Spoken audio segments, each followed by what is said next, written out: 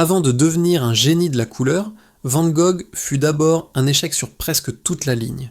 Vincent Willem van Gogh naît en 1853 aux Pays-Bas dans une famille de pasteurs. Son enfance est marquée par une atmosphère stricte, religieuse, austère. Très jeune, il montre un caractère solitaire, sensible, parfois instable, mais personne n'imagine qu'il deviendra peintre. À 16 ans, il commence à travailler comme apprenti chez un marchand d'art, la firme Goupil. Son avenir semble tracé. Il sera négociant, pas artiste. Mais Van Gogh s'ennuie, il n'a pas le sens des affaires et finit par perdre son emploi.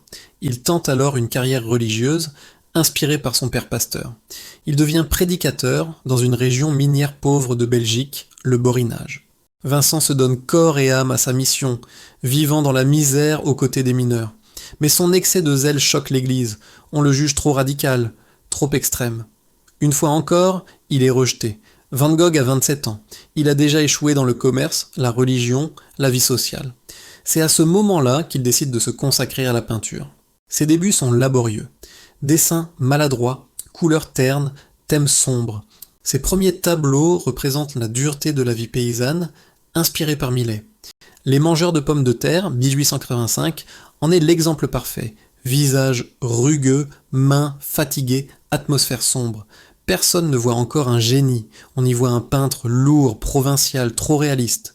Mais Vincent est obstiné. Malgré la pauvreté et les critiques, il continue. Sa famille s'inquiète de son instabilité. Seul son frère Théo croit en lui et l'aide financièrement.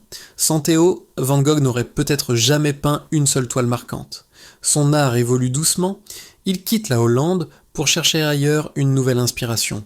En 1886, il part à Paris rejoindre Théo, installé comme marchand d'art. Et là tout change. À Paris, Van Gogh découvre les impressionnistes. Monet, Renoir, Degas. Il rencontre Toulouse-Lautrec, Seurat, Pissarro, et son regard s'ouvre à la couleur, à la lumière, à la modernité. Fini les bruns sombres, sa palette explose en jaune, rouge, bleu, vibrant. Mais cette révélation artistique s'accompagne aussi d'une instabilité psychologique grandissante.